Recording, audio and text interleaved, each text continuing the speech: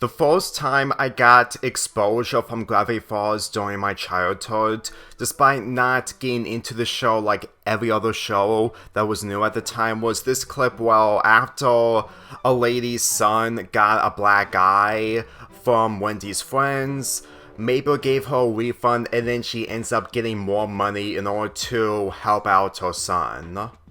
This is honestly a weird way to get introduced to a show that you're not gonna get into, but you have to start somewhere, judging of how that this episode, after watching it multiple times, it's one of those episodes that go rent-free in your head, which is something I don't usually have when it comes to shows, but then again, I never describe what episodes that have comfort that can have went free in my head. The plot centers around Mabel and Stan when it comes to Stan being a terrible boss, when it comes to him being a con artist, and not approving any of the ideals from his co-workers, mainly Susan and Wendy, and Mabel thinks otherwise, considering that she doesn't like the way that Stan runs the place. For me personally, watching this episode from beginning to end, and seeing how Mabel's character took a turn for the worse, which isn't saying much, I really feel like that this is one of the only instances where Mabel gets development by making her likable that doesn't have anything to do with Dipper being an obstacle for her and vice versa. She makes a bet with Stan that while he's gonna be on vacation for 3 days, she's gonna be the boss for the next 3 days, all the while gaining as much money, and if she succeeds, she will not only be the boss, but also have Stan do an embarrassing dance. But if Stan wins, then Mabel has to wear a loser shirt for the rest of the summer. With her in charge, she gave Dipper, Wendy, and Seuss the opportunity to have their ideals come to life by having Dipper find an attraction in the woods, Wendy inviting her friends over, and Seuss having his dream come true by being Krusty the Question Mark. While all this is going on, Stan goes to Cash Wheel, which is a parody of Wheel of Fortune, to get as much money as possible, since that he has great knowledge of the show itself.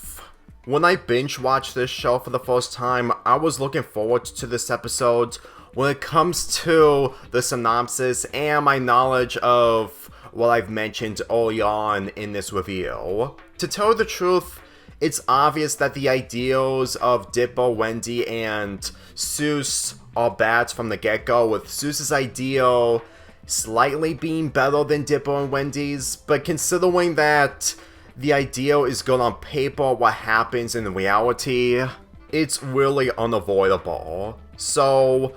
whenever you completely think about how this episode is executed and the ideal of a character thinking that he can be a better person, or she, against the boss that is a terrible boss, ends up backfiring on her along with the co-workers, it really feels realistic and it is predictable, but considering that the method of Gravity Falls is put into play in this, honestly, it made me see Mabel a sympathetic character, considering that she may have moments here and there that she is a little crazy. It doesn't change the fact that they actually knew how to handle a character slightly better than how she was executed as the series progressed. To point it out, I'm fully aware that she didn't cause Weird Mageddon intentionally and she was fooled, but if I have to make a video centering around Mabel's character, aside from episodes like this, it will have to be around the time where I get more ideas from Mabel and have the ability to see her as a character in the same ways as her brother. But one of the reasons that this episode made me feel sympathy towards her is that while she's in control, she's taking advantage of trying to be in control while trying to be as nice as possible when it comes to stuff going horribly bad when it comes to Dippo's ideal, Wendy's ideal, and Seuss's ideal. When it comes to Wendy's ideal of inviting friends over, for the longest time after watching this clip, it really gave me the impression that Wendy was gonna be something else in the show. But since they didn't go anywhere with her character, it really gave me the impression that this entire scene is showcasing of how selfish she is, same as her friends, well minus Thompson, to the point that, honestly, some people may like her, but then again, I'm the only person who recognized her traits when it came to my Gravity Falls analysis video, when it came to the arc of her, Dippo, and Wabi 2 months ago. When it comes to Dippo's ideal being the worst out of Wendy's and Seuss's ideal, to tell you the truth, if you were him when it comes to finding attractions, you would assume that it will be a lot more successful when it comes to how Stan just runs his business by not doing any attractions, and considering that Dippo told to Stan that he only sees people with wallets with legs, honestly, how can you ignore that? If anything,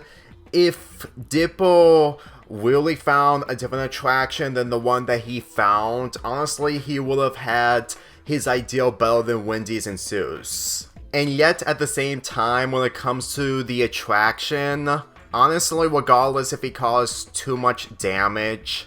let's be real, I really feel like that the attraction itself is somewhat promising, and the fact that the people in Gravity Falls, mainly the guesses, just don't care about that. Honestly, the characters in Gravity Falls, when they're dumb and when they're presented like this, honestly, Stan just really had the better situation when it comes to the odds being against the other characters. With Dippo stating from the first episode on the question of the guesses going to the Mystery Shack from time to time, with Stan being a con artist, honestly, even if he is trying to one up against Stan, even though that this episode is mainly centering around Mabel versus Stan, it doesn't change the fact that with the ideals of what Dippo has in mind when it comes to mystery, honestly, if he was older in this episode and found an attraction that is much more safer, then I'm pretty sure that he would instantly assume that it would have been safer for the guesses, but at a young age like he is in this show, he would probably think that something smaller wouldn't be any bigger, so which is why he found an attraction while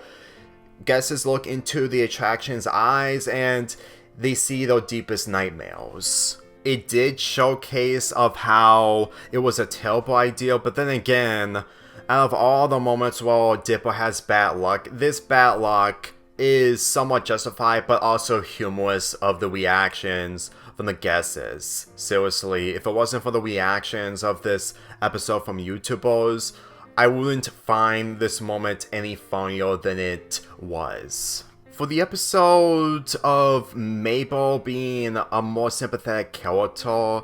honestly, when she's not Flanderized, it just showcases that if she wasn't Flanderized, then I would have seen her character a lot more likable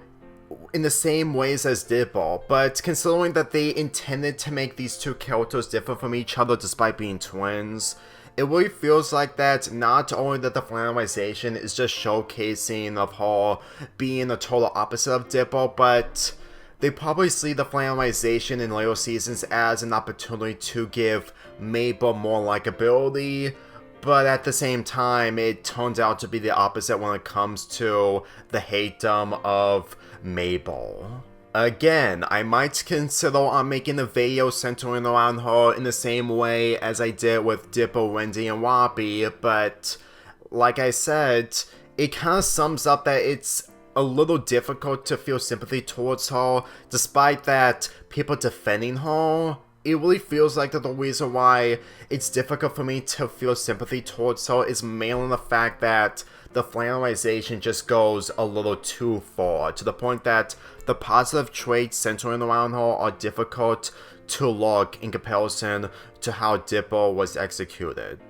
And whenever I see her competing against Stan in this, it really feels like that she would have knowledge of her reality, but considering that the intention of her is that she wants to escape from reality due to her parents having a divorce, and the only way that she can do is cope of what she has when it comes to happiness and her imagination, which I'm willing to feel sympathy towards. But at the same time, with it being a factor when it comes to the time where Ford joins in the cast, and she really has a scary thought about it upon going to bed, it didn't really continue that until the final episodes, because between that and that episode, it really feels like the whole coping just isn't justified, and she literally doesn't remember what really happened when it comes to the reveal of Stan and Ford's story. It's elements like these that really makes the show a lot more different, especially since that it isn't one of the best when it comes to how you view it back then. Granted, people still praise this show, but at the same time, when it comes to me praising the show, I really feel like it's difficult to find any praise from a show of a different point of view rather than the same point of view you've seen numerous of times. So after Dippo gets rid of his attraction that led to so much damage, Mabel puts her foot down when Wendy and Seuss leave, to the point that she's acting like Stan, and with her being in control for real this time, she orders everyone to do their job seriously by having Dippo wear Stan's outfit. For some reason they have a small size for him to wear, and an eye patch. They manage to get enough money to pay everything, and all they have left is $1. And Mabel manages to win because Stan lost all of his money after failing to spell one word to bet up all of his money to double or triple it, and the answer was please. Then again, considering of what Mabel and the others went through over the past 3 days, despite doing the embarrassing dance, it doesn't change the fact that they want Stan to still stay as boss, despite being a terrible boss at that. Then again, this episode was really entertaining from beginning to end, to the point that if Mabel's character were still like this, she can still have some goofy moments later on, but if she actually had knowledge and aware of what is really going on around her, then maybe then I would have enjoyed her character a little bit more on a sympathetic level. Granted, the sympathetic levels in this isn't in the same levels as her twin brother, but to be fair, it kind of sums up that her being a different character than Dippo is justified. It's just them going a little overboard with the flannelization that overshadows the positives. That day, when I have the knowledge of making that Mabel video, it will probably be just as long as the Dippo, Wendy, or Robbie one, maybe not 2 hours long, but I am gonna try to look at every detail when it comes to how she's developed. All I can say is that it won't be a negative video of bashing her, because that's not the original plan, no matter how I think about it. I am only going to critique how she is developed, especially since that the knowledge that I have is that it's literally how you sympathize with her differently than how you sympathize with Dippo when it comes to his development.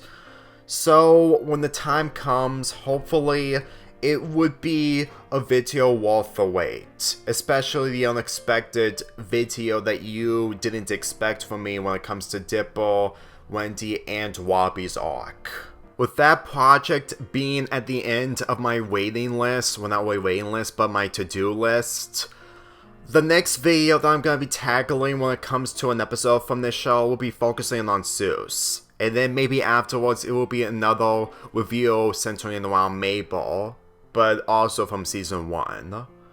So with that being said, I'm giving Boss Mabel a 7.5 out of 10.